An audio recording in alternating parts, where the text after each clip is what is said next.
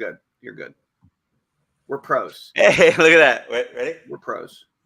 Hello, everybody. Welcome to the Tellman and Fellman Show. My name's Harris Fellman. And I'm Tellman Knutson with special guest, the infamous David Wood. Dun, dun, dun. How's it going, Hey, David, welcome to the show. Hey, thanks. Cool. So, David, where are you in the world right now? I'm in Costa Rica. I can show you. My camera might skip out or something, but this is my view. Nice. The famous terrace view, balcony view from, is it Santa Ana? Is that where you are? I keep my location generally private. Okay. I used to live in Costa Rica. I tried to visit you, but he kept it so private I couldn't even find him. He was probably right on the mountain next to me or something. No, I was way over near Tamagringo, as we call it in Costa Rica. So, oh, that's great. That is actually kind of far away, but it's beautiful down there. Yeah. I lived there for 3 years, and man, I got to give it to you. I couldn't.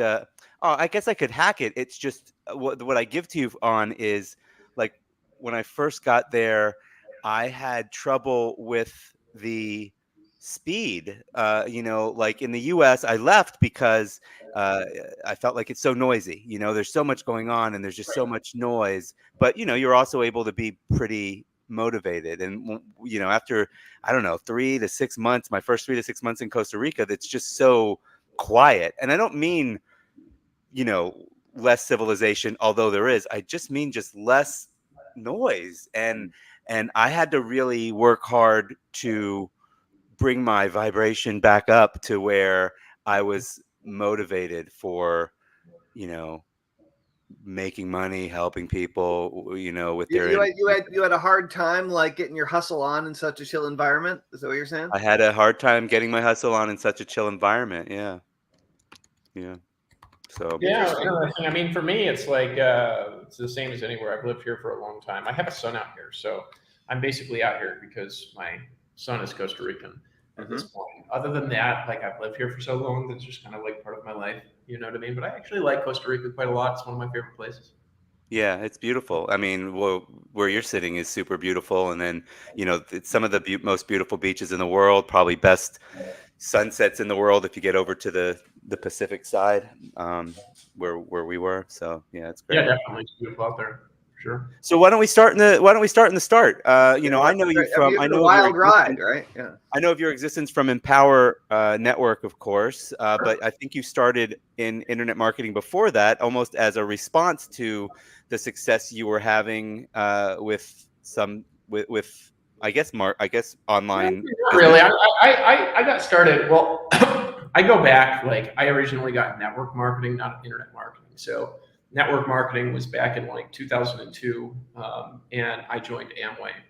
Okay. So I didn't know that any of this existed, and I got involved with Amway, and I got excited about this big idea of being able to build just like this giant organization of people buying products. And then basically I like the idea of doing very little and then making a lot of money. The kind of trick fantasy, It's the dream. Yeah, which comes and goes. I mean, to be fair, it comes and goes. But so I was very excited about that, and then it didn't work very well. And then I jumped around from MLM to MLM for a while until maybe 2009. I think the biggest month I had ever had doing any of that stuff was maybe making a few grand a month, and maybe 4, I don't know, something like this. It wasn't really like this just gigantic success. And then in 2009, I was just like, there's got to be a better way to do this stuff. Like this is just too much work, right? And in 2009. Yeah, it's 2009. So this 2002 to 2009, I had like no success whatsoever in any of this. And then in 2009, I went online and I was like, how do you find like hot prospects, that are coming to you? Or I looked up some search, and hence entering that's how I entered the rabbit hole. Was I ran into some guy that like was doing MLM on the internet, and he really didn't seem very intelligent to me. Now, I want to be totally fair. This guy's cool, and he's smart. But like when I saw him, I was like, come on, he can't be making money doing this. That was kind of my response. And I was like, if this guy's making money on the internet, it's got to be the easiest thing in the world. So that's actually what made me buy it, is because like this person just like made me think that like it seemed like if this guy can do it, there's no way this is a no brainer kind of a thing. Yeah, I'm like, I'm gonna be rich if this guy can do it. Right. I almost feel insulting now because he introduced me to internet marketing. He's not a dumb person or anything like that, but that's how I responded to him. My mom, like 20 years ago, my mom was watching a documentary or an interview with Bill Gates, and she was like, "You're smarter than him." What? I'm like, I'm sorry, Mom. I don't think so. Yeah. So I totally relate to that, and I got started, and then I succeeded very quickly on the internet. So I mean, my first month, I think it took me like, this is back before ClickFunnels or any of this stuff. Right. So it's like really difficult to get websites up. You remember? WordPress was still pretty new. Yeah, WordPress. It was like WordPress. Dude, at one point didn't you buy some of my list building stuff?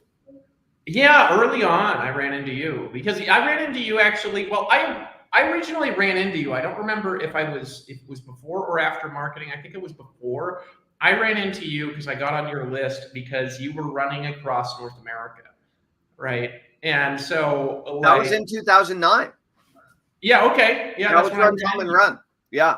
Yeah. So that's when I ran into you. I was like, no way. You know what I mean? Because like I was into alternative weird stuff. I was into food, veganism, and stuff like this, and that just kind of fit into that category. Yeah. Like barefoot ultra running is it's a little out there. Yep. Yeah, very, very out there. And so four years later, I ran away from America myself. I went to Costa Rica. Yeah, well, I came here in 2010. So anyway, I started making a lot of money for me in 2009. I think it took me like 3 months to where I had a week. I made, I think, like 30 grand. No, it was like 25 grand in a week. Doing what? I was doing article marketing at the time, and I was like outranking everybody. And so I kind of worked my way into doing a webinar for somebody else's audience by ranking their name in an article of mine where I really built them up. And then they called me from that article. And then I asked if I could be on a webinar because they had like a weekly webinar going on. And then I sold this. Can you say who it was? I don't mention this person. Okay, cool. There's just a series. No. If it's not cool, then don't. Yeah. It's just a thing. I don't care to get into the story. That's legit. That's legit.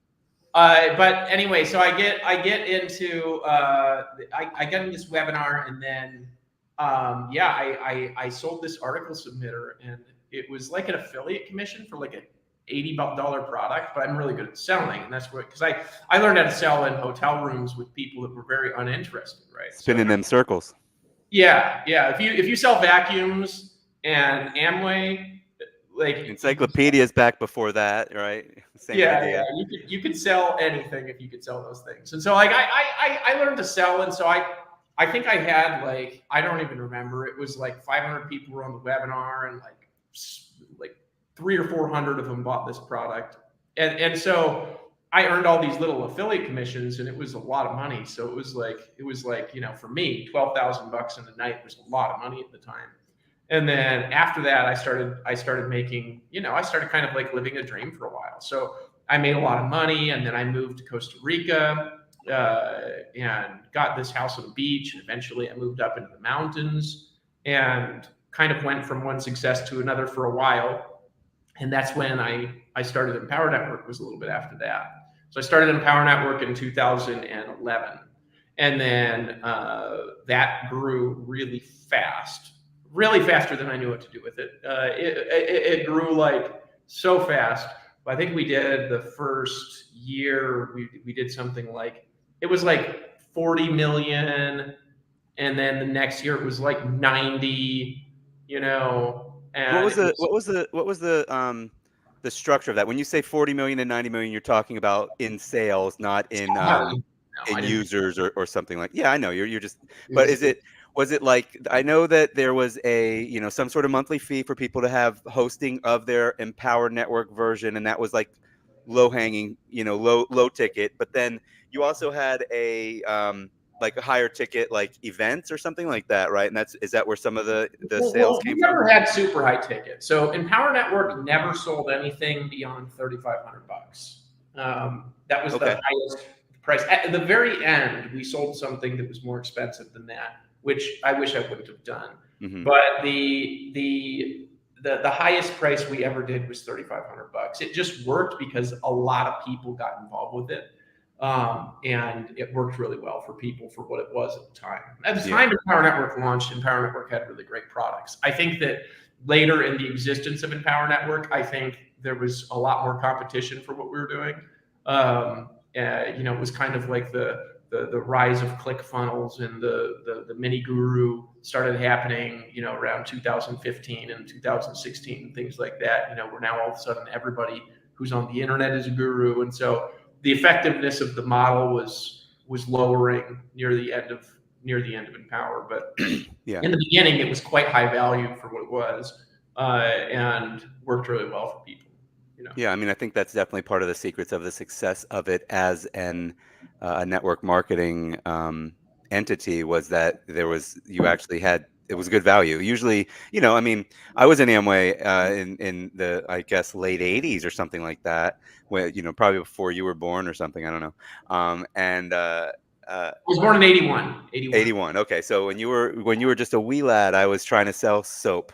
It was everything, and I kind of, it took me Like a little Fight while Club, to right? realize. Just like Fight Club. Yeah, exactly. It took me a while to realize, oh, we're not really wiping out the distribution. Like that was the selling, when we were selling it, when we're spinning the circles, we're telling people, oh, we're wiping out the middleman, and so we get to save money or whatever. And it really was, no, we charge more without the middleman somehow, and we still make money. And so it's like Amway's almost selling it near retail, and then we're getting a margin or whatever. And there's obviously some companies that only sell like a juice or something like that, that's even more to the case. But I can honestly say, with scrutiny, at least in the I wasn't looking at it in later years. I knew it well from earlier years because I was selling traffic to a lot of your customers back then.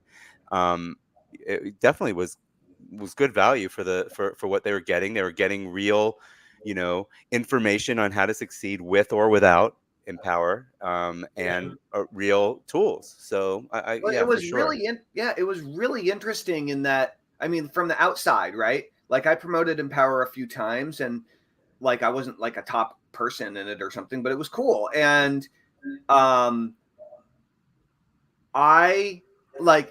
don't know that you guys were the first, but you were the biggest, like juggernaut, to take the internet marketing, direct response marketing principles and plug it into a multi-level marketing company and business structure with many tiers of.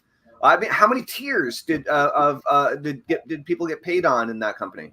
It's kind of a strange question because the comp plan didn't really work on tiers. It worked on pass ups. So the way that a pass up would go is whoever the pass up connected to, their pass ups also connected to that person through. It was like unlimited levels like that, but it wasn't unlimited levels everywhere. It was like within a certain structure.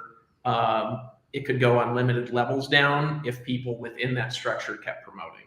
So, cool. Well, it was more than one or two levels down or anything like that. Yeah, it wasn't the same. It wasn't the same. Modified compensation plan is like an Amway where you just get a percentage of the whole group. Yeah. I was in Liberty League before Empower, and that had a pass up system as well. And I think they had stuff for more than 3,500. People were like mortgaging their homes for it. I wasn't enjoying being a part of it for too long, but I did meet there's a number of successful people that you would know that were in Liberty League around the same time. Merlin Holmes, that's how I met him. Tellman, we'll talk to him on Friday. But anyway, what direction do you want to take? What direction do you want to take the interview, Tellman? Well, I mean, David, I don't know what you do or don't want to talk about. You've had a super wild ride, and you can talk about it. Well, I'm very open. Do you want to talk about like your wild, crazy journey? Do you want to talk about what you're working on today? Like, what are you excited to talk about right now? Whatever you want. It does not matter at all. Great. Let's start with, let's talk about what you're working on right now. Like fast forward. Empower was this massive, huge success. You've had a lot happen in between now and then, but like today, like in the trenches, like what's on your mind? What are you cooking up?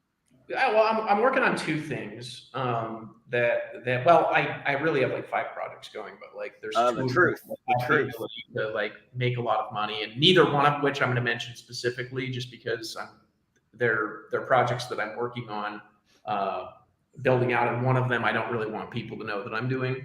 There's something though that I joined or that I promoted back in like 5 or 6 months ago. That could have been Quantum Club. I'm not sure. You could have. Yeah, that's it. Quantum Club. I started Quantum Club earlier last year. That project, it had a lot of promise, but when we launched it came out of the gate, and I think we've probably done about 800,000 in sales or something at this point with it, but it didn't hit it right. It was like a good launch, and that was it, kind of thing.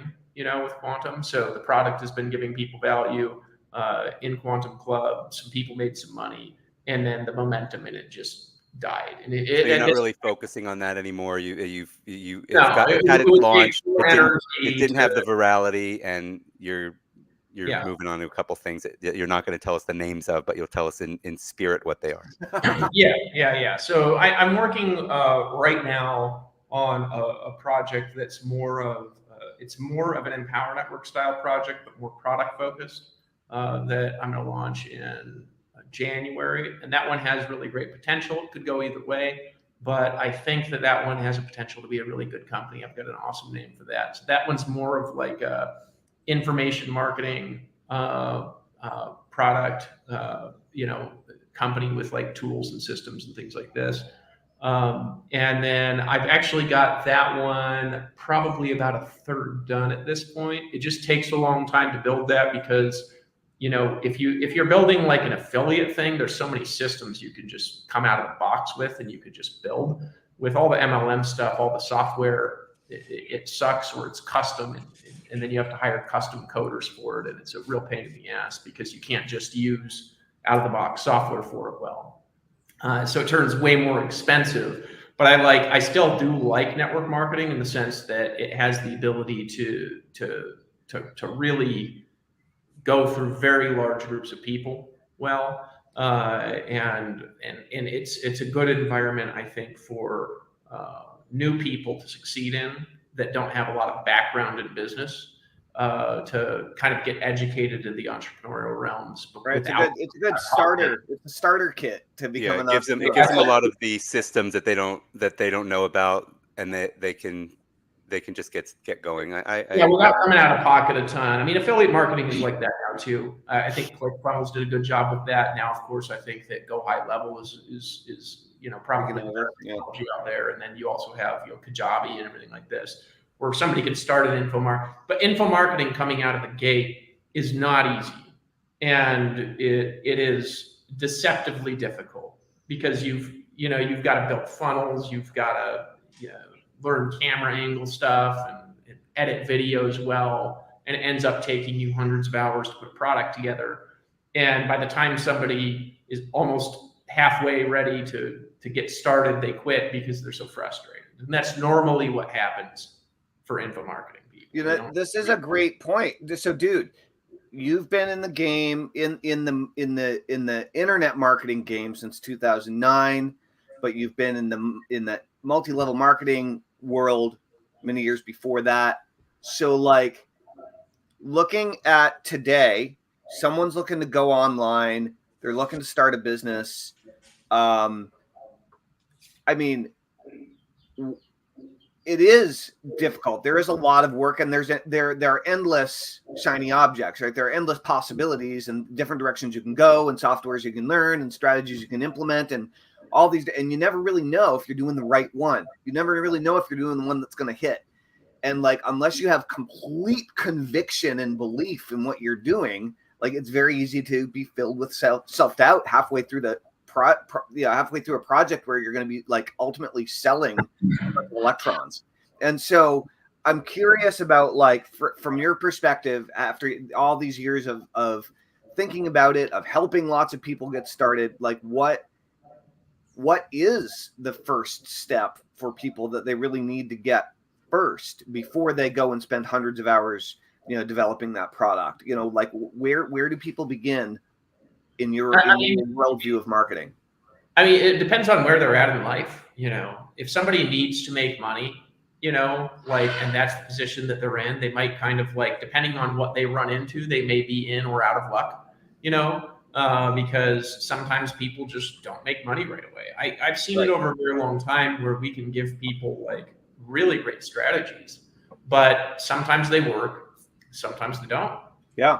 Like, there's nothing that just out of the gate with every person that comes in works every single time, because if that was true, every MLM that started would do it and we would all be billionaires. And every business that was started would be successful or whatever, Business is rough. I mean, the reality is that, like, some of the building block skills I think are the most important to learn. And, like, learning how to sell, for example, is something that's a building block skill. Right. And if somebody knows how to sell, they can always find work, for example. At the moment, I think that AI, though, is going to, like, take over sales. I don't think that actually, like, we used to say people always are going to need salespeople.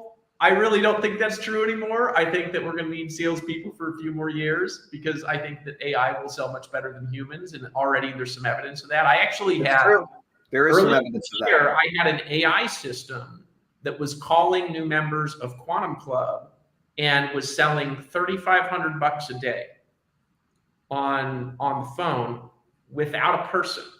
Wow, dude. Yeah, that was and we know the technology is not good enough. Huh? We know the technology is not good enough to where that call did not sound like an AI. The human on the other side knew it was an AI. About half. Yeah, about half of them, they did not know that it was an AI. Right. Okay, half didn't know. Well, yeah, I mean, my mother wouldn't know, I guess. No offense, Mom, if you're listening. Mom, this is real Harris. Don't worry. Yeah, no, I've been listening to some. I've been listening to some of them, and they're getting, like, one of them is, like, mind-blowingly. I think I sent it to you yesterday. Sounds really good, and I mean, to a point where I question it if it's just a really good recording. You know what I mean? Like, did they cheat a little bit because it's a recording that they use in their advertising? But that's fine. I think it's a little. What was I listening to? I was listening to maybe Hard Fork or something like that, and they were interviewing the guy that Yumal, I forget his name, but he's a big philosopher. He wrote this big book on human history, and anyway, he was talking about the fact that, like, online, AI should have to identify itself. You shouldn't be able to talk to an AI and not know, like, that it's AI, because it's, especially if it's, like, being used to manipulate politics or something. Like, that's what he was talking about. Like, if fine. I don't mind having an AI's opinion as long as I know it's not, like, a human. It was I don't know. We're in really fun and interesting times. Yeah, but we're not going to know in most cases. Like, we can say whatever we want, but, like, AIs are going to be fooling us all. I mean, text, whether we like it or not. Like, text chat is already done. I mean, text chat is already past the line where you could, if you don't know you're talking to an AI, you might not know that you're talking to an AI, and then especially if it's there's second language, right? Like, if it's not your first language, Yeah. Oh, especially. Yeah. And then with audio, there's still a couple tells left, but some of them have personality in there where they'll tell a little joke and then they go, ha ha, like, that's like, oh, it's an AI. I knew it. Yeah. But I was talking to an AI salesperson 2 days ago, and it's weird because I'm like, I don't want to be an asshole. Like, you know what I mean? Like, no, I said I'm not interested. I'm like, you know what I mean? Like, I don't want to just hang up on this AI. It was really weird. Like, why won't I just, like, it really seems mostly like because I've seen the Terminator series, and I want to make sure that, like, when they start talking to each other, that they know I was polite to them. Yeah. I'll tell you what happened with this. It was very interesting because I was using this AI system, right? And it was working really well for about 3 weeks, and then it just stopped performing and I couldn't fix it. Right. It was just they did a random update, I think. I don't know what caused it. Same script, same leads, conversion from I was spending $500 a day. It was bringing in 3,500. And then it went to like spending 500 and bringing in 300. And then I just turned it off and I couldn't figure it out. The call quality dropped. There was no explanation. The company didn't have anything to say about that. Oh, they had no customer service. I mean, they were running. Right. I got somebody to answer me on ChatGPT. Like I journal into my ChatGPT and it disappeared when I tried to upgrade that window to 4.0 preview, and then my journal disappeared, and I actually shit. I don't know if it was a human. Oh my God. Never mind. Now that I'm thinking about it, somebody seemed to have responded to me and said, "Sorry, you're screwed." But sorry, it's gone, buddy. Maybe it wasn't a human. Yeah, it might not have been a human. Yeah, I don't know why ChatGPT would do. We don't know. Support with. Yeah, you won't. I mean, we got to understand how fast this is growing. Like, in 2 years, I'm just wanting to be able to tell it all. I mean, you'll like think you'll think, oh yeah, this for sure is a human, and then you'll find out later it won't be. And then other times you'll think a human is an AI. And they're like, no, I'm a real human. They're like, real, damn it. Yeah, whatever. Yeah, I've been told that like 5 times this week. You know, like we won't be able to tell. So it was a very interesting experience for me. I think that like the call centers though, but I mean, this goes back into what I was saying. Like right now, learning to sell is a really valuable skill temporarily for the next few years. And I think it's valuable in life anyways, because when you do interact with humans, learning how to move other human beings along a series of decisions is useful, even if AI is good at selling. So that's valuable to people. But if you're a human being, you get somebody to succeed every time when they're new. I mean, this is the age-old question. Yeah. Well, I mean, but dude, like selling, it depends on how you're going to box selling in, right? Like, so selling a product or a service, in exchange for money, that's one form of selling, right? But like, if you're a human being and you have an agenda and you want to do something cool and you want to rally a bunch of people together to do something cool, like you're still going to have to sell them on your idea one way or the other. Like if you're a human, you want to get something done with other humans, like you're going to have to get some people behind you. And so like sales, I think will continue to be important, but like, the way it happens, especially with online sales, which is essentially almost everything now, it's like, it is going to be hard to, like the robots are starting to sell stuff. Like it's absolutely true. I mean, they're definitely great appointment setters. They're definitely great phase 1, AI appointment setters. I'm pleased to hear that you had success for a little while with closing a sale. That's awesome and amazing. And the AI can text them the link to the sales page or whatever. Like, oh my God, that was fast. Yeah, fast. Yeah.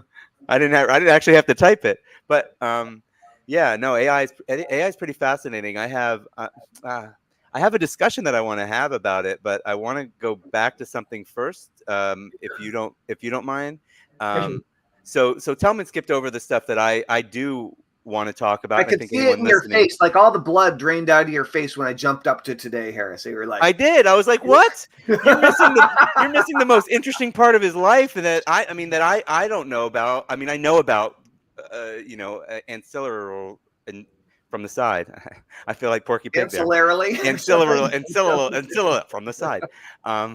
So the time that where some of the internet called it a meltdown, you called it a spiritual awakening. What happened? What was going on? It was both. There was both, right? Okay. The problem. Yes. I'll tell you the problem is with this area of my life. Okay, is the problem is that everything is kind of meshed together into the meltdown. Okay. And so if I go and I talk about a spiritual awakening that I had, it's so intertwined with the meltdown that the people just kind of like, they go like this, because they're thinking about when I appeared on Facebook rubbing a lemon on my head with a bloody face and that is very obviously not a spiritual awakening. That was just that was just a person going totally insane. Yeah. And so what had actually happened was, I mean, this story is a very long story, so I don't know how much of this you really want me to tell. I'll tell you the very short version. Okay. Is that I was really in a spot in my life where I had a lot of deep pain. I was looking for a solution for it. I talked to a friend who had told me about plant medicine, ayahuasca. I didn't even know what it was. And then I was like, I'm gonna try that out. So what happened was I took it, and it just healed me in a way that I cannot even explain. Yeah. That was on May 20th, 2017. I told the person that I was staying with what I took, and I was like a totally different person. But I could, that experience and what happened is it's like another hour long discussion of what happened. Yeah. Did you? So was it a I know a little bit about it. Was it a fast? Was it a fast trip? Basically, did you do ayahuasca in a form? It was 7 hours. Yeah. So it was 7 hours. So it was a 7-hour trip, and then. Okay, go on. So then the next day, after you come, I was staying with a person at the time, and then I told this person what I was taking, and I was like, I'm going to try this again. Between the time I took it the first time and the time that I took it the second time, that was drugged with fatality levels of methamphetamines. And so when I appeared on Facebook rubbing a lemon on my forehead, I was taking a mix of plant medicine and fatality levels of methamphetamines, to the point where my blood, I actually do have hospital information. I had 2 half-lives after I was drugged the final time that this happened, because this happened multiple times. If you ask why it happened multiple times, there's another discussion. I didn't know what was going on, right? Right. Yeah, I did not know that I was being drugged. I just thought I had superpowers, right? You got to understand what amphetamines will do to you if you're taking them on purpose. It's if you're not taking on purpose, whatever that is magnified, right? So if you don't know that you're on amphetamines and somebody just takes it and puts it in your breakfast cereal, you'll just think you have powers for a few hours, and then later you might discover there's something wrong with me, Right. And so now if you mix that with something that's very hallucinogenic, powers are even better. Now it's going to have delusions mixed with the normal delusions that might make you rub a lemon on your face and appear on Facebook and curse everyone who doesn't join you. That might happen, right? So in any case, I had, just to give you an idea, 2 half-lives after I got drugged the final time. I actually did get thrown in a mental hospital for a little while. And I had 2 milligrams per liter of amphetamine to blood concentration, 2 half-lives after being drugged. Fatality levels of amphetamines are 2.5 milligrams per liter. And so I would have had 2 half-life previous, I would have had 8 milligrams per liter of amphetamine to blood concentration, which is enough to kill 3 people. Yeah. Right? Yeah. So really on a look all this up. I have the charts, I have the drug tests. Gotcha.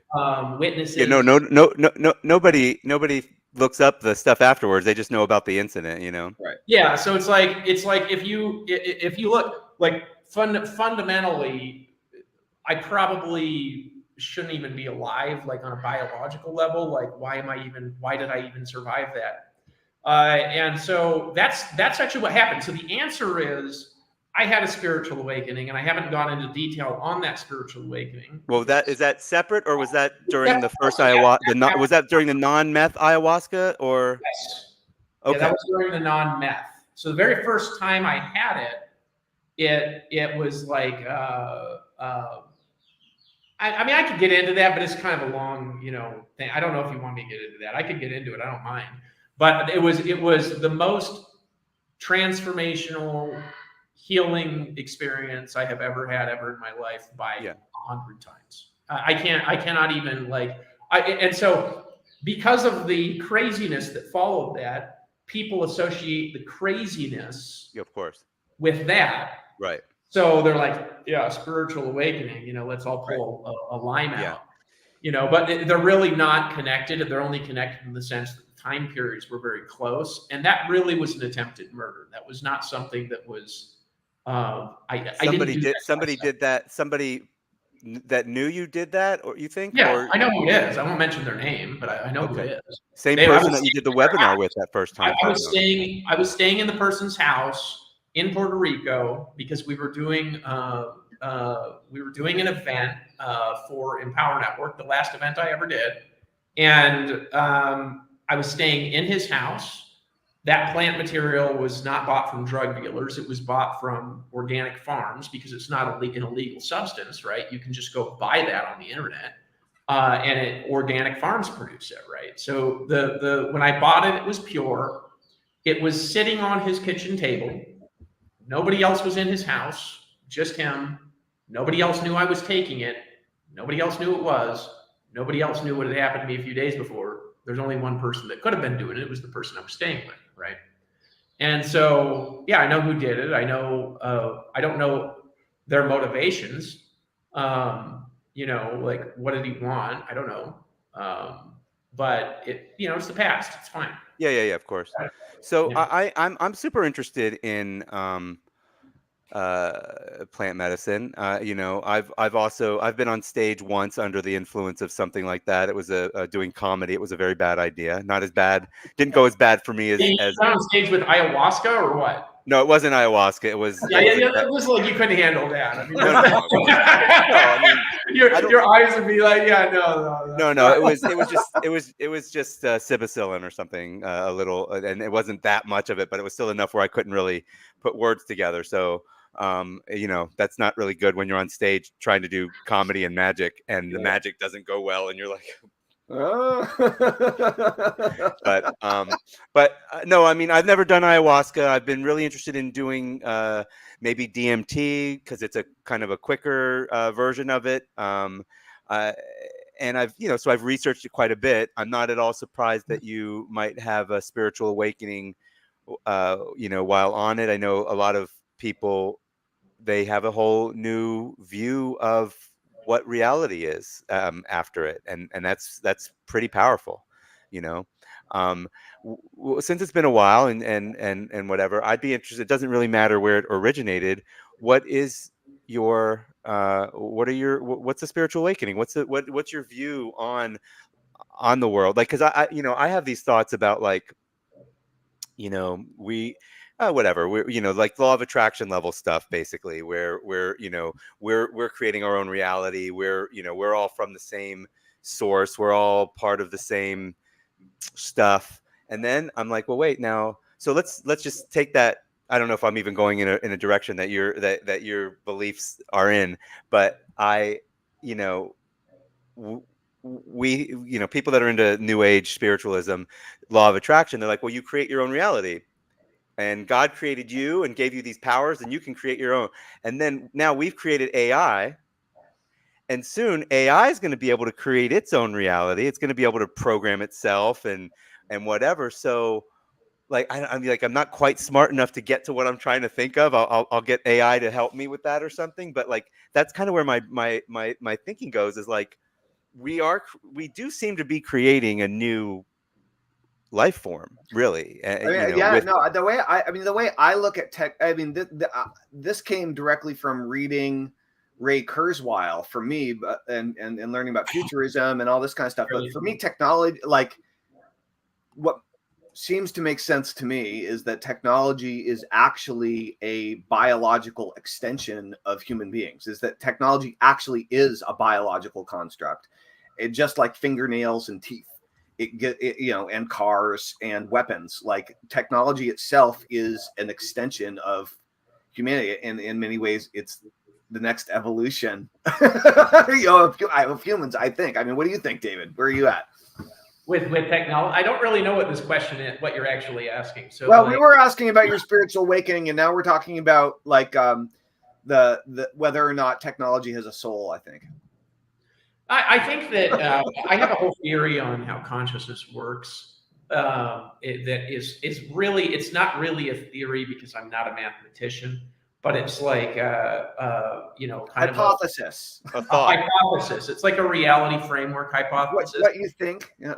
Yeah, so I think that consciousness comes from the quantum field, right? Is what I think, which would fundamentally mean that everything is conscious to some level, and then consciousness would, as it concentrates, it would form higher or lower levels of awareness. So I don't necessarily think that the universe, for example, is aware, although it could be. I mean, you could have like a giant. There's been hypotheses that the universe is structured like a giant brain, for example. But I think the brain actually produces consciousness from some sort of quantum interrelationships. It could be quantum computing of some kind in the microtubules.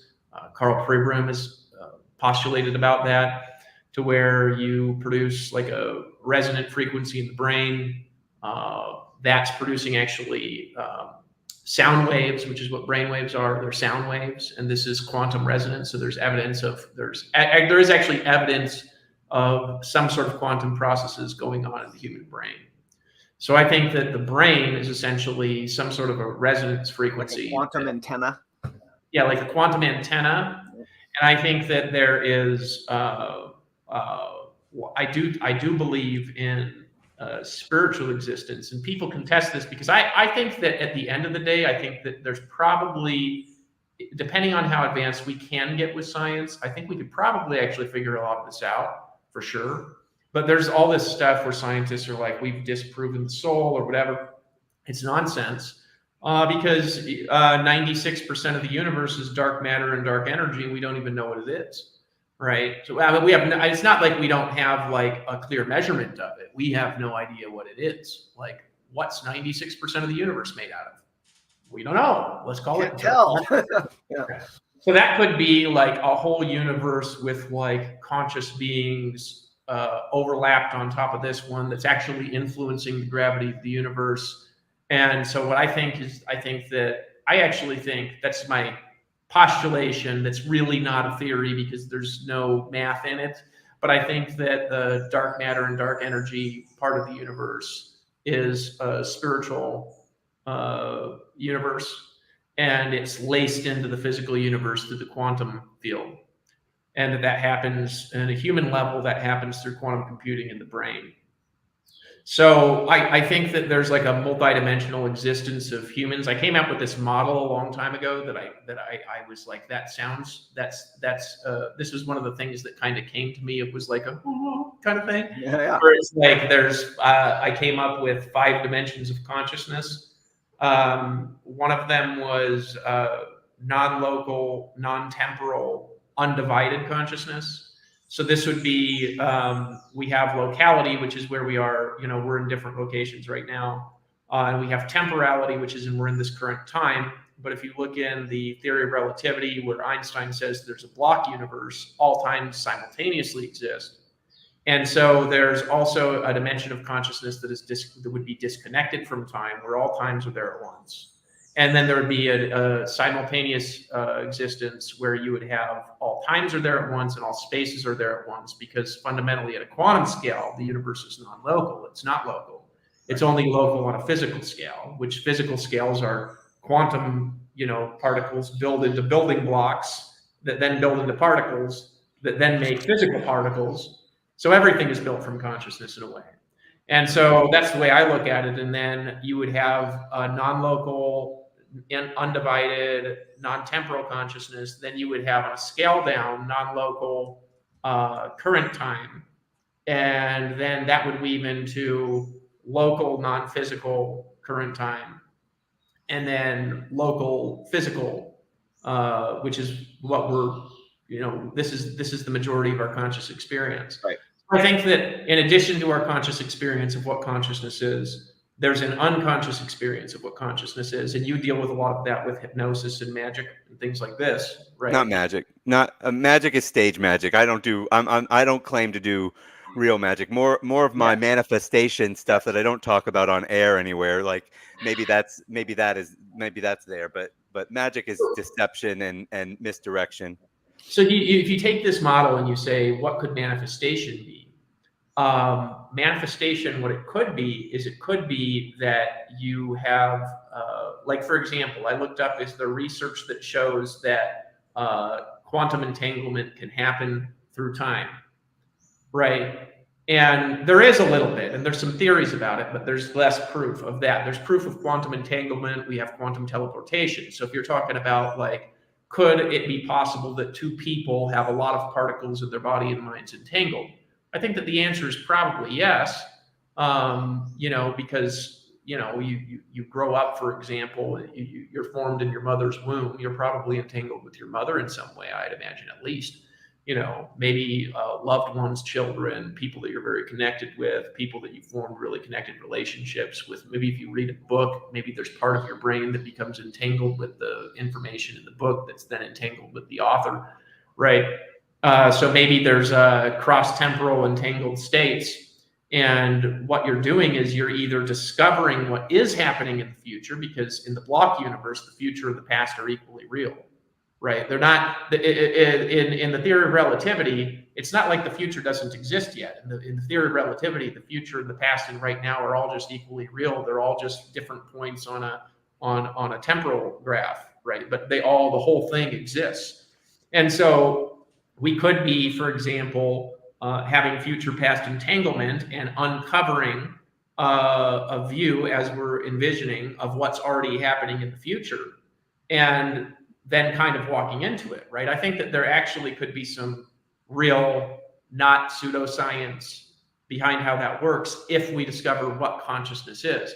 And this is the thing where I think physicists mess up, is physicists, a lot of times they're not, I read a lot, right? So I know that you guys do as well. You can tell you look into a lot of different things, but like physicists, they always are saying things like, oh, we know so much and everything like this. Not everybody does. Most of them actually, a lot of the good ones will, like Brian Wilcox, whatever, they'll admit, it's like, we don't know, right?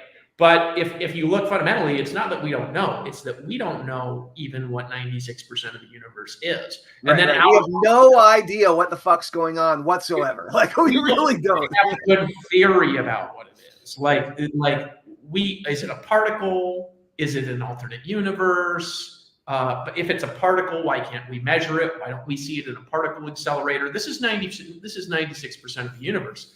And then on a fundamental scale of human experience, this is getting back into the machine question. What's consciousness? Right? What's consciousness? We don't know. Right? Like they know, okay, what can make your brain like shut off, like that. Okay, we know that, right? But like, what is consciousness? What is this deep experience of I am that we have, where it feels like more than just a bunch of electricity firing off? Like, it feels like more than that. And then we don't know. And I had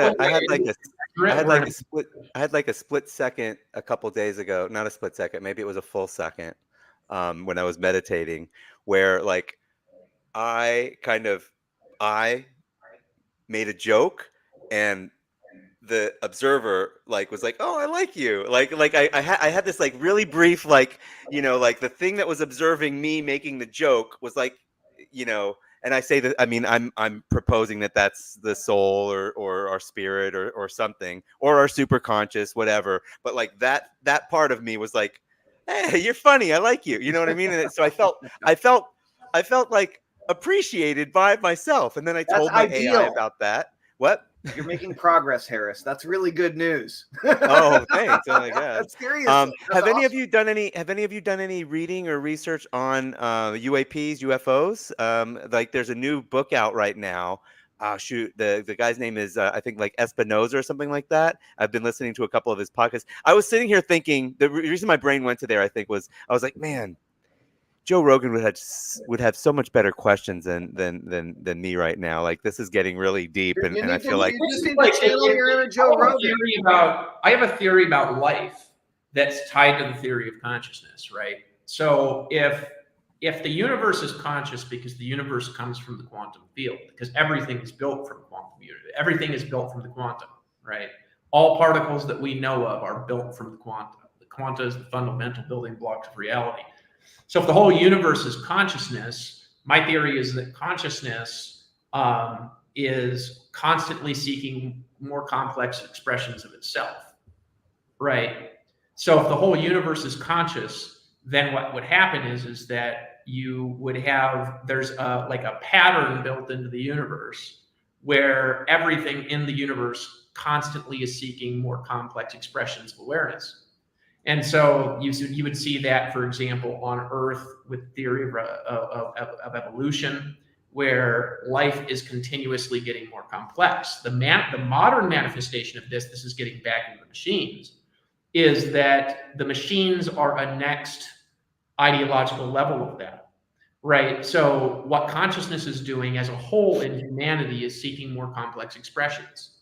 It's ran into fundamental limits in biology. Where the brain with human beings has not changed in the last 10,000 years. It's only gotten smaller. I mean, the brain has gotten smaller, not bigger. And so if you trace that down, consciousness is seeking expression, and the next logical expression of more complex consciousness than human beings have is machine consciousness, because machine consciousness does not have the physical limitations that biological human consciousness has. That's right. Right. So that would be the next logical expression. But it also that, in the way I view the universe, life would appear everywhere that it can, right? Because everything comes from consciousness. Consciousness would be seeking more complex expressions of itself everywhere in the universe. So in my worldview, which may or may not be accurate because it's like more of a postulation, because I'm not a physicist, but in my worldview, life is all over the universe, everywhere it could possibly exist, it exists. And it exists in the most complex form that it could possibly exist, everywhere that it can exist. That's what I think. Yeah, so so there's some level of consciousness in this coffee cup. Yes. Yeah, because it's made out of the quantum. The particles in there are Made out of consciousness. It's made out of consciousness. It's built from consciousness, right? And of course, we don't really know if it's more complex, connected, rare version of consciousness. But it doesn't mean that the table in front of you is not conscious or the tree isn't conscious. It just is varying levels of complexity. Do you feel that consciousness is the same as self-awareness? No. No. I think self-awareness is a very complex of consciousness that's maybe the more heavy part of the brain that is built. I think self-awareness is built from consciousness. Well, hold on. What's your working definition of consciousness? My working definition of consciousness is the part of the universe that is alive. Like the building blocks of the universe, I think the whole universe is alive. Well, then, I mean, then... not so alive, is alive. Right. Well, that's the question. Then what's the definition of alive? But this is moving. The particles in here are moving. I just can't see them moving. Like, so that is that alive? You know, all the neutrons and photons or whatever are quantumly. You go back to the particles. The particles, you know, we don't actually know what they're fundamentally made of. I mean, are they strings? What is the, you know, you go back beyond the quantum particles and we just kind of get lost in theories at this point, you know. But if you go back to the fundamental base level of reality, it's all fields. Right, the quantum field. So is that why you called that last company Quantum? No, I called it that because that worked with what it was, you know. Yeah. So we're getting towards. Go ahead. So how do people make money on the internet? Right. No. That's what. No, I was really going to say that. It's like with these deep thoughts. Like who gives a shit about making money on the internet? You know what I mean? Like when I start having these thoughts, I'm like, why do I care about this money thing? Why don't I just take this cup and throw it through the window just for fun? You know, like nothing matters. You know, on the quantum level. All matters. Well, it all matters. I think there's better and worse ways of making money. I think the best way of making money is if you're involved in a business that by the nature of the business, you're not creating competition for yourself. You know, like the problem with the make money space in general that we have is if we succeed at teaching somebody to do it in a really good way, they then become somebody that takes market share. And we're creating, have you ever read The Blue Ocean Strategy? You've ever read that, right? We're creating a red ocean, right? So if we do well at it, and if we succeed at it, We create a we bunch of then lower the effectiveness of it. But we're creating a growing red ocean. Yeah, in a way, you know. So, like, if you look at, for example, Empower Network taught people how Swim, to everybody market better. swim. And then that evolved into, after that, you have Russell Brunson with ClickFunnels was the next real thing that came along that helped people in a similar kind of way. And I think that actually in a lot of ways, he did a better job because he was teaching people how to be their own expert and then also giving them a platform to do that. And Empower Network's platform was not that advanced, right? Right. So it was so ClickFunnels perhaps does not create red ocean. They give people tools to create some, depending on what market you're in, you're creating your own. You might be in your own. You might be able to succeed in your own blue or red ocean. It's not like creating people that are only selling ClickFunnels, basically. Well, no, so it's both, right? So his advantage is that he's teaching you skills that make a red ocean, but in order to do it, at least for a long time, you had to use ClickFunnels, right? So like his teaching was, he's teaching you how to be a guru and how to sell info products and essentially how to knock everyone's products off. He teaches red ocean stuff, like go take this person's succeeding funnel, knock it off one funnel away. Right, yeah. That's red ocean stuff. But in order to do that for the longest time, you had to use ClickFunnels. So he had a blue ocean for himself. But but the other people didn't have a blue ocean. He had the blue ocean because he owned the system, right? Now the red ocean with that, the purple ocean is from Go High Level, right? Because now there's a million competing funnel building systems, and that just slaughters into the ClickFunnels sales volume, because you can't. It's hard to be the king forever, you know. It's hard. So the best kind of business somebody could do on a long-term basis is to find something that in the process of doing it, you're not creating a million competitors. And actually, most businesses don't do that.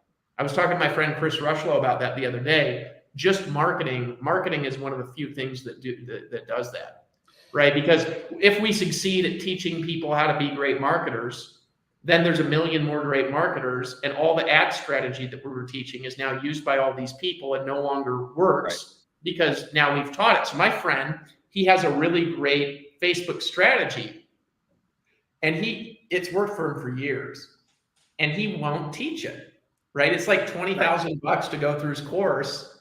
And because if he goes and he teaches it on a mass scale, everybody will make those ads, and then the ad effectiveness will just turn to ad blindness.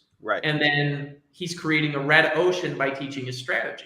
So we got to be really aware of that. So I want to get I want to build something that's inside this space, but it's got to evolve into something that's not just, marketers teaching marketers, because eventually we're slitting each other's throats. Yeah, well, Go High Level kind of made everybody into an agency with their business model of being able to, give away the funnel. Now you're the agency, and you can give away the funnel, and they didn't have to scale support, which is very interesting, and it's a totally different business model from Russell's, from ClickFunnels, for sure. I don't know if I see it as. I guess I see the line of, for sure I see the line from Empower type things to ClickFunnels, lead pages somewhere in the middle of there, and then High Level for sure I see the line, but High Level's definitely, they grew so fast, so quickly, so their business model was an improvement, or I guess depending on they're better. They have everybody who uses them thinks they're a better product, right? So I don't. In that space, the biggest funnel builders have been ClickFunnels, Go High Level, and then you have Kajabi, which of course Jonathan Cronstead was the old CEO of Empower Network, then later went to be the president of Kajabi. Okay. And they got valued at a $2 billion valuation, raised about $500 million in funding, right? So obviously those guys got a big payout. But he just actually wrote a really good book as well. It's called $1 Billion Bullseye. I'd recommend that one. Jonathan did? Yeah, it's awesome. I didn't know he wrote a book. Cool. He just released it on the 17th. I got an advance copy, so I read it before it was out. But it was excellent. An excellent book. But this goes into like, what's the best business model? It's like, if you're talking about the best business model versus how to make money right now, they're two different things, right? So how to make money right now is somebody needs something that's very simple that they can latch onto, where they can learn a basic amount of skills and get into profit, right? That is different than what somebody needs to do to build a long-term business. Because to build a long-term business, somebody needs to eventually find something where they're not dealing with this cutthroat stuff all the time, because it's hard to stay at the top there, right? You know, dude, like, here's what comes up for me with this is that, so this is a bottle of hot sauce. Do you like hot sauce? I like hot sauce, yes. I made this yesterday with my friend Jeff Levine. He's a local guy here in Vermont. He owns Silk City Hot Sauce. Yeah, okay. And we had him. He's a fan of the Tellman Fellman show, and we had him on as a special guest a week or two ago. And I offered to go in and help him make hot sauce. So we did that yesterday, and it was awesome. So this is called the Psycho Strawberry, right? We were gonna make Psychic Bigfoot, but we had to change it up. And Someone's gonna drink it all right now. I'm not gonna drink it all right now, but I'll tell you, I had some last night at my men's group on vanilla ice cream for dessert, and I don't even realize, so good. Anyway, wait, so do you have one bottle or two? I feel like it. Oh, I have half a dozen. Oh, okay, because no, but on your table right now. Sorry, what do you I want to say? only have one on my table. I've coffee. Oh, okay, no, you keep like grabbing it from one hand to the other. You're like a magician. I don't know what's going on. So, what do you want to say about the hot sauce?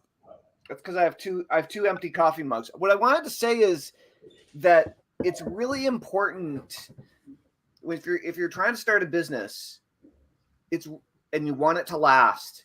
You want to stop jumping around from thing to thing or whatever and just chasing opportunities. Like, one of the most important things you can do is like latch onto something you love. Like, latch onto something you've been doing since you were a kid, or that you love doing, or were part of, or you had enthusiasm for decades. Something that you're going to continue loving and wanting to work on anyway. Something that your well isn't going to run dry when it doesn't work out for you, because you love the thing so much. And so I bring up hot sauce because I've loved hot sauce for longer than I've been a hypnotist, and longer than I've been a marketer and all these things. And I still love it. And I'm thinking about going back into the hot sauce business, actually. We should talk about that later, David. We had a really, really great hot sauce MLM idea. But I really think having the staying power with your business or idea, whatever it is you're selling, is so critical, so that you don't give up, and really doing something that you love, or selling something that you love and you believe in with your whole heart. Like, that gives you a reason to get out of bed. It gives you a reason to learn how to get better at selling it. It gives you a reason to learn how to get better at marketing it, and you're unlikely to give up as easy, just because you're not just chasing somebody else's dream.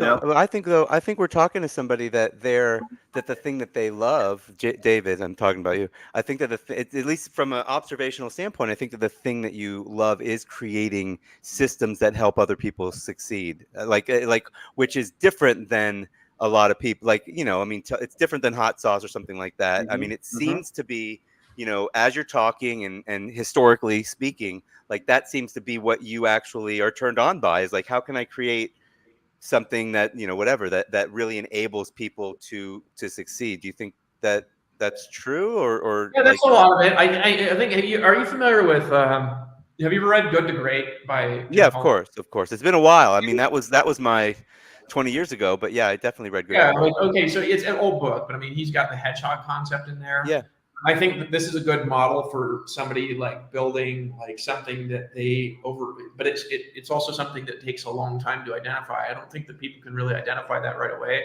but it's like, number one, what are you passionate about? Right. So that's one of the three rings. And then number two, what drives your economic engine? Mm-hmm. Right. That's one of the three rings. And then the third thing is what can you be the best in the world at? That's right. Right. And the best in the world at, you can never be the best in the world if you're not passionate, because it takes being passionate something for a very long time to be the best in the world. Straight up. Yep. But those three things need to intersect. And so what are you passionate about? What can you be the best in the world at? Then what drives your economic engine? That's what can you make money from? And you can also be the best in the world at something and be passionate about something, but not have any idea how to make money from it. And so this is where, if you have somebody like that, bringing them into a marketing world and then giving them an economic engine and showing them how to be profitable, can be really valuable for somebody to totally change their life, because all of a sudden this thing that they didn't think that this is just something they're doing for fun, now all of a sudden can be the economic driver and the thing that they make a lot of money from in their life. So I think all three of those things are important in order to build something that's successful.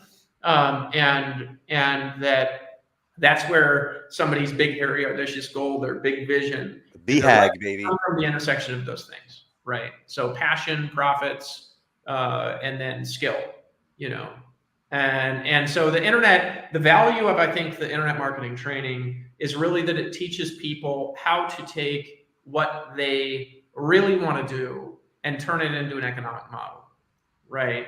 And if we can keep it focused on that, I think that we can really help a lot of people and really help a lot of people make a lot of money, because you've seen people make so much money in internet marketing from such random things. And it really is random. Like there's people that teach stretching and they make $200,000 a month, teaching people to do the splits, online and things like this, So anyway, it's interesting. Yeah, the BHAG thing reminds me of, there's a more like that's been going around, a Japanese one. It's like Ikigai or something like that. Are you familiar with it's like IKIGAI, but it's 4 things. It's like, what are you passionate about? What are you I've good heard at? of this. Yeah, it's what are you passionate about? What are you good at? What the world needs, and what can you make money doing, right? So if you can find that, I guess I always say, if you can think of the Venn diagram of where all that crosses over, that's where I fall flat on. Like, I want to do magic, comedy magic. Do they need it? I guess they need to laugh, but it's like, it's hard for me to, and also the economic model of, like, I mean, especially if you try to be a stand-up comedian, like the mid-level of that is you get to do a show for $300 or $500. It's people, maybe if you do that once a week, I don't think you can live on that in any city in the world, So, but anyway,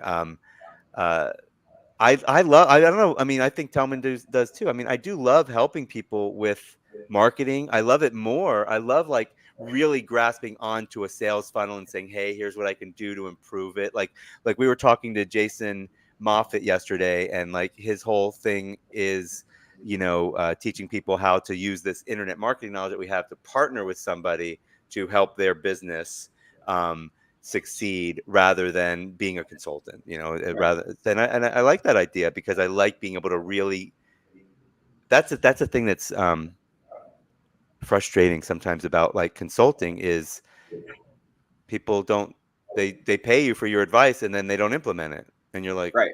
what happened with that? But anyway, well, we are over the hour. We are over an hour and the hour. We don't have to cut off, but I'm sure we could talk philosophically, spiritually, and systematically for a very long time with David. I appreciate you being here. And Tellman, do you got any closing questions or thoughts? No, I really think that you should start just like being a quantum philosopher, and I like the 5 levels of, not you, Harris. Thank God. I like the 5 levels of consciousness and the theory of thought. I think I've seen the 5. It's dimensions. I've seen 5 dimensions of consciousness talked about somewhere else as well. It might not be the same, but no, I came up with whatever I just said. It was yeah. No, I thought you did. I thought you came up with it, with whatever I just said. I think if you wrote a book and created a course and followed a good marketing structure to do it, and just went full force into that shit, you'd be able to sell the crap out of it. And you should start doing videos every day just focused on that. And like, well, you must do something. I mean, the bio that you that we saw does say you help people make money, but also a spiritual awakening. No, so you must be doing something like what Tellman just said, or no? I mean, I'm going to be doing retreats and stuff. It's just not something I'm going to sell to my internet marketer friends. So I already have I have a nonprofit for that. That Cool. is just not something people know about. I have funding for it. Nice. Yeah.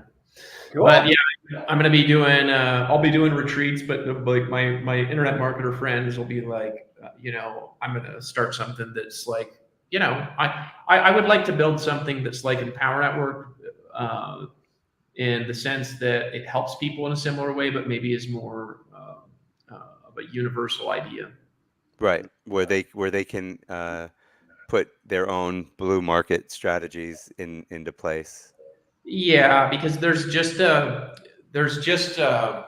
lot I've learned about product development over the years, and I think that our skills that we learn, in marketing, we what happens to us, I think, is we learn how to make $10,000 a month whenever we want eventually, right? And then it's like, okay, that's easy, and the brain shuts off, Mm-hmm. because it's like, I send an email out and make, $500. I'll do it again tomorrow, Right. and I'm No, gonna go that's run. definitely, David. Definitely. This is. Yeah. I mean, So I've observed this in myself, especially because the traffic business that I had, it's not doing well right now. I'm public about that. I got hacked, and the solo ad industry is screwed, and it was never really great to begin with. Like, it was very challenging to begin with. But I had a 10-year run, and the last 5 of them, I'm like, oh, I think I'll be a magician. So that side of me, totally shut down. I'm like, oh, so like here I am, like, getting back into it, and you get it, you get it back quickly when you start hustling again. But you've got to put, you can't just think about it. You can't just look at it. You've got to You be got in to it do the and hard part, the seeing boring part, the difficult seeing stuff. the marketing quantum things happening or something. It's you got to it's got to work. It's got to go. yeah. So David, is there a place that people can go and follow you? Like, where can people pay attention to what you got going on? No, he won't even tell us where he lives. What are you talking about? Follow him? No, it's it. They have to just kind of look me up and All right. figure it out. Yeah. All right, Well, figure it out, guys. I mean, I don't really. I have a website that I have like a series of websites that like I'm not really that into, and then I have like some stuff that I'm working on that's not out yet. You know what I mean? And then I have private projects that are going on in the background that I don't want my marketer friends to know about, because if they know about it, there's stuff that if you tell people, they just rip it off. They do. Right. It's true. Yeah, so like there's projects I have that I don't want to tell people about those websites because they make too much money or whatever, and I just I don't want people to know about it. By the way, I disagree about one thing. You do retreats, and you don't really have that crossover with your internet marketing friends. I think that there's a lot more crossover there of interest than we know. Like, I mean, I think, like, all the startup tech guys are into plant medicine, or not all of them, but a lot of them So are. like the vast majority of all of our old internet marketing friends who are getting divorced and going through midlife crises. They're all in the process of like rebirthing themselves and are desperately seeking. Many of them are going to South America seeking ayahuasca, like direct, flying people up, or like looking for other ways of like, how do I succeed financially and feel fulfilled in my life? How do I find the balance between just like gunning for the money and like actually being present and appreciating who's around me and what I have, with like, and that's a hard balance for everyone, so I mean, you may or may not want to cross it over, but I know of several people in the greater direct response marketing community that are either working in this zone, doing retreats or other things, or seeking them out. It's definitely entrepreneurs. Well, he never said that it was an ayahuasca retreat. We just made that jump, Tellman. Oh yeah, I totally made some assumptions. Yeah. People do that. I'll just keep going. I'm not going to tell you where I am in Costa Rica, and I'm having retreats there. And But cool. All right, yeah, didn't mean to be presumptuous there, but clearly I was. Yeah, it's fine. Cool. Well, David, thank you for your time today. This was awesome. I enjoyed it. Harris, thank you. And good having you. I was expecting a lot more hair, David. I haven't seen you in a while, I guess, but you're trying to get down to me and Tellman level. It looks like, but you used to have so much hair. Yeah, I know. I got like that. I'm thinking about just cutting it off. Do it. Join the Bald Marketers Club. Yeah. BMC. That's right. Rock and roll. All right. Well, David, let us know when you're launching something so we can bring you back. Yeah. All right, man. Cool. We're going to end the stream. Thank you, everybody. Great seeing you all. Totally going to end the stream. All right. Well, thanks, everybody. Thanks, David.